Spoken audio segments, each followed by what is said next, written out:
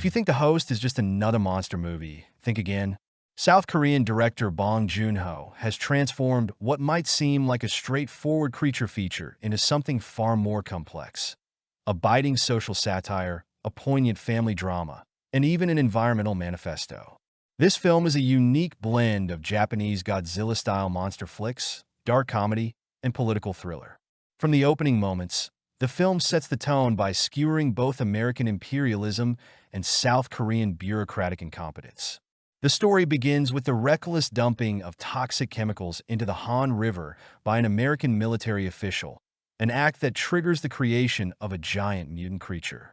It might sound like a typical setup for a monster movie, but the film goes much deeper. Here, the monster is more than just a terrifying threat. It's a metaphor. It could symbolize the environmental catastrophes caused by human negligence, a critique of the Western influence disrupting South Korea's autonomy, or an allegory for the inefficiency of government response during crises. Whatever interpretation you choose, it's clear the creature represents more than meets the eye. At the heart of the story is the Park family, a bumbling father, his young daughter, who becomes the monster's captive, his ambitious sister pursuing a sports career, a weary grandfather, and an unemployed brother. They're an ordinary, chaotic group of people thrust into extraordinary circumstances.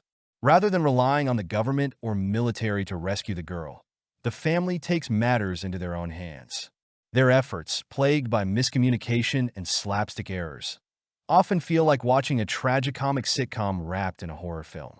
The film mercilessly critiques both American and South Korean authority figures. Officials don't just fail to help, they actively make things worse.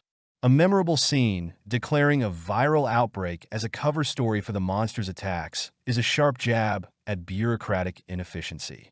The government pretends to have control over the situation, but is utterly clueless. These moments feel like they belong in the same satirical vein as Terry Gilliam's Brazil or Paul Verhoeven's Starship Troopers. Absurdly exaggerated, yet disturbingly relatable. While The Host is often labeled a monster movie, the monster itself isn't the star of the show. It serves as a catalyst, exposing deeper societal issues and individual flaws. The creature's design is both grotesque and unique, and though some of the CGI might feel dated today, it doesn't detract from the film's impact. The monster is there to challenge the characters and, by extension, the audience, not simply to terrify. What truly sets The Host apart is its emotional depth. You'll laugh at the family's absurd antics, jump at the monster's sudden attacks, grieve their losses, and cling to the hope that emerges by the end. Bong Joon-ho expertly balances genres, ensuring the audience experiences a full spectrum of emotions. The Host is far more than a monster flick.